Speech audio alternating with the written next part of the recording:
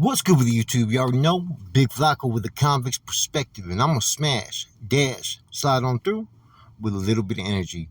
Please hit the like, subscribe, comment, do all those things to help support this channel, and hit that bell notification for future fire content. So today, man, a former Southsider that I know tapped in. He's been locked up in the hole in Calipatria for a minute, and he reached out and he told me what was going on currently with the SMY, the 50/50, the non-designated program yards. And he said what's been going on, right, is there's certain yards that they're not technically labeled SMY yards, but they're SMY yards. And what administration is doing, say like you catch a shoe term, and you have to be reclassified, they're transferring people out and they're being given the option. You want to be on one of these soft, safe yards where you're not going to have the problems, give up some information.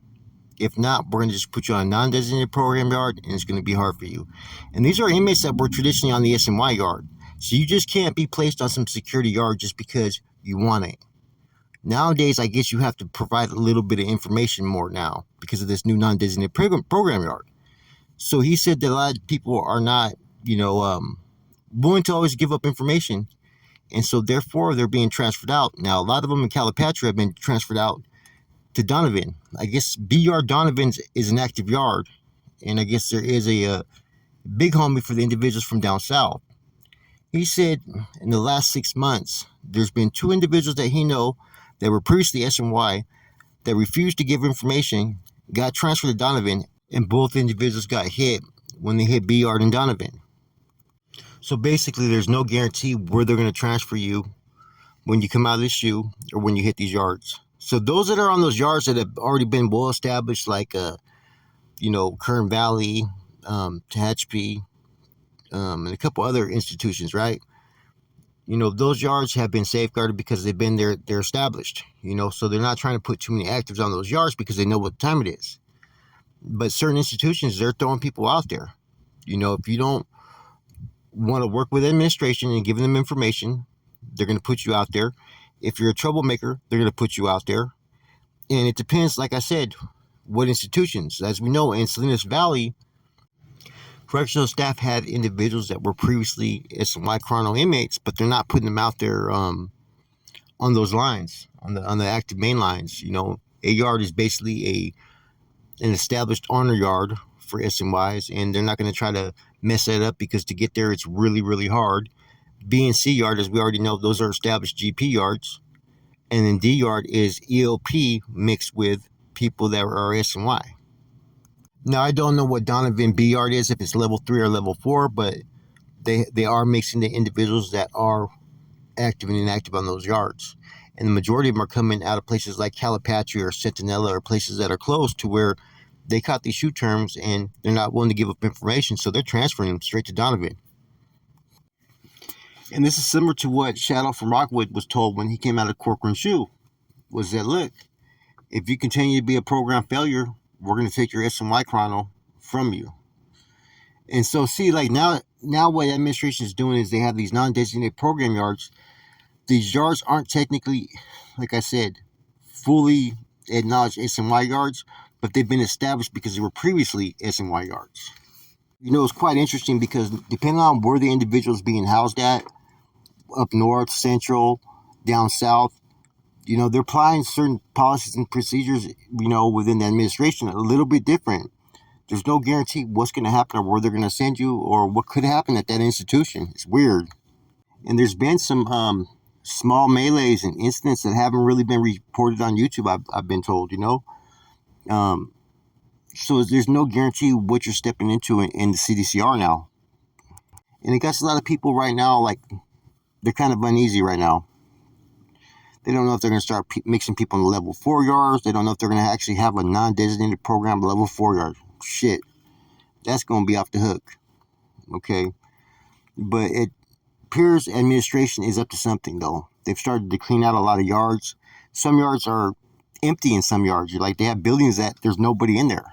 And it seems like they're waiting to just start transferring people all around and pretty much play fucking cat and mouse about how they're going to deal with it. It's similar but different than what we went through in the 90s. See, in the 90s, we were still at all-out war with the oppositions, right? So what would happen would be this, okay?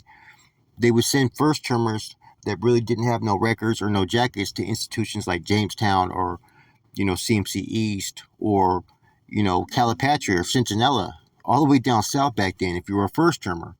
And then all the big homies were mainly locked up still in the SHU. So therefore, the guidance wasn't always going to be provided that was necessary when you went from one institution to another. Now, at least, most of these individuals have the schooling, whether they're on the active or inactive side, and they're taught what they need to do when they go from one place to the next. Back in the 90s, we didn't know what we were stepping into.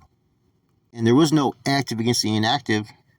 It was basically either you were fucking a northerner rocking with some blacks against everybody, whether they were white, Sureños, or PCs, or you were rocking PC. That was all there was back then.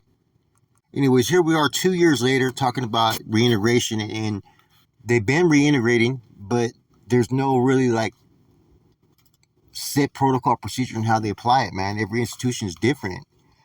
You got some places where the correctional officers don't want to enforce it. You got places where they're enforcing it.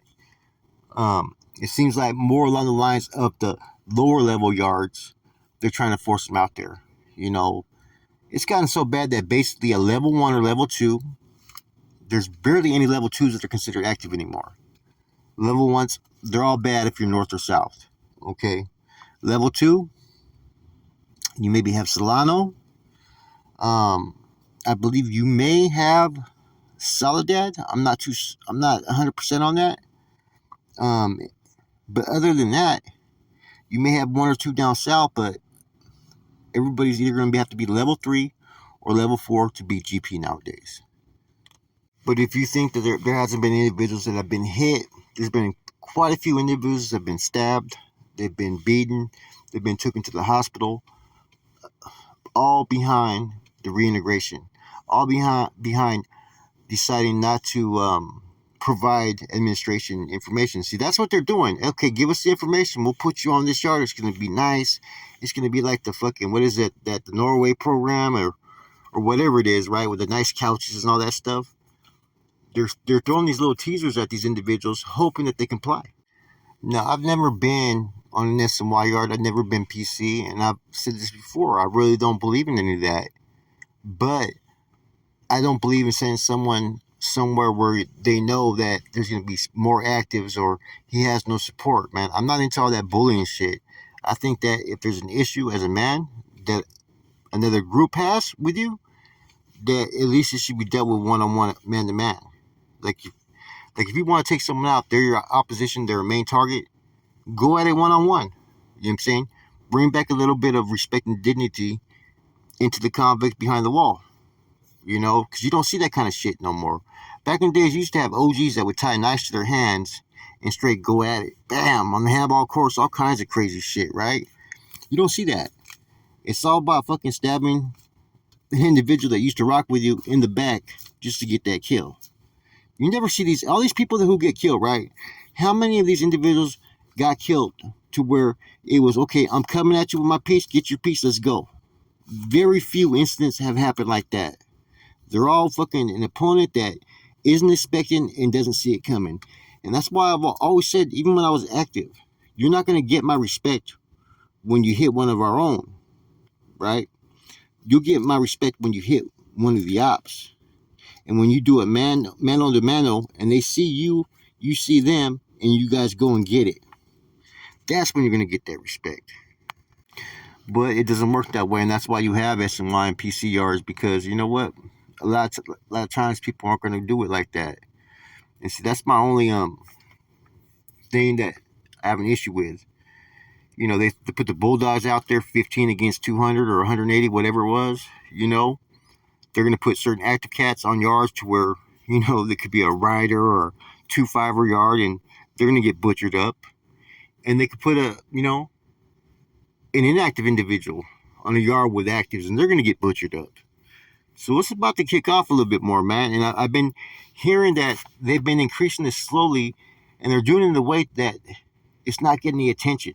Unless you're talking to certain inmates that are plugged into different prisons and they're going to tell you the inside of what's going on, you're not going to know all the stuff that we're talking about.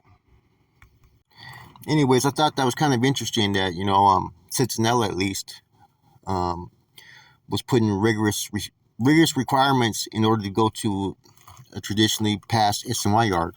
If not, they're putting you right there on yards that are mainly GP, but that are non-designated program yards.